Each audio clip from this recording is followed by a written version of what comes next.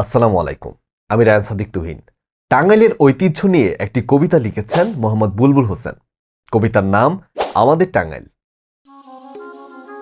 এক বাড়িতে এক দুয়ারে এক হাতির বসবাস, আরো 6 পুর 3 আইলে টাঙ্গাইলের ইতিহাস।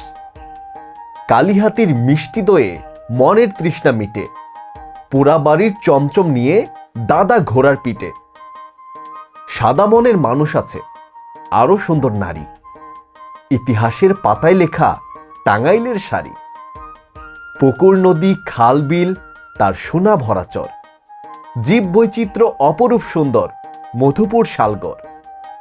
শিল্প সাহিত্যের মেলা বসে নানান রকম সুরে, বলবো কি আর খেতে মজা আনারস মধুপুরে।